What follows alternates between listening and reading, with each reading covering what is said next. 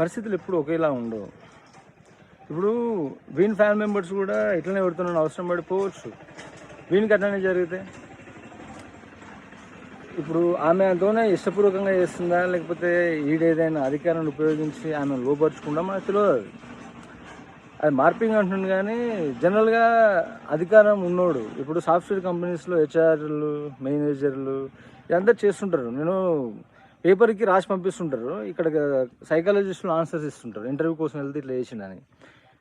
Recent టైమ్స్లో సంతోష్ నగర్ ఎక్కడనో ఏదో ప్రైవేట్ స్కూల్లో జాబ్ కోసం ఒక లేడీ వెళ్తే ఆమెను లైంగికంగా ఆమె పైన అసల్ట్ చేసినాడు. ఇప్పుడు నేను టైం బాగుండి ఏదో స్కూల్ రన్ చేస్తుండు, అందరికీ అట్లా అవకాశం ఉండదు కదా, ఏదో జాబ్ కోసం వెళ్తారు. నీకు అవకాశం ఉంటే ఇవ్వు, లేకపోతే లేదు.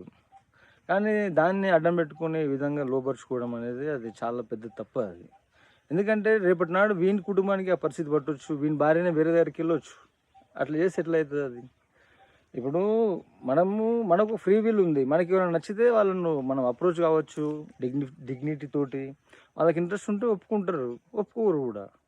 కానీ నీ దగ్గర ఉన్న ఏదో పవర్ని మనం చూపించి ఆ విధంగా లోపరుచుకోవడం అనేది అంటే అది చాలా రాంగ్ అది. అయితే ఆ వీడియోలో చూస్తే ఆ లేడీ ఎక్కడ కూడా ఒక మ్యానిపులేషన్కి లోన్ అయ్యి చేస్తుంది అన్నట్టు అయితే ఏమనిపిస్తలేదు. ఆమె బాడీ మూమెంట్స్ అదంతా ఆమె విత్ ఇంట్రెస్ట్తోనే ఇన్వాల్వ్ అయింది అనేది కనిపిస్తుంది అక్కడ. ఇంతకుముందు మాట్లాడిన కాన్సెప్ట్లో వాడు ఏం చేయలేదు, అమాయకుడు, వాడు బలైపోయాడు. ఇక్కడ ఈ కేసులోనేమో ఆఫీసర్ అది మార్ఫింగ్ అని చెప్తుండు.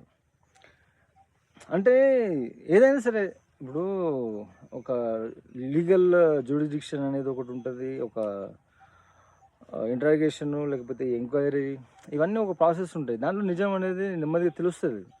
కానీ ఎనీ కండిషన్ ప్రాణాలు తీసుకోవడం అయితే రాంగ్ అది. ఒకవేళ వాడు నిజంగానే చేసిండంటే దాన్ని ఒప్పుకోకపోని దానికైతే శిక్ష వస్తుంది. వాడు దాని ప్రకారం వాడు దాన్ని ఫేస్ చేయాల్సి వస్తుంది. అంతేగాని చచ్చిపోవడం అనేది రాంగ్ అది.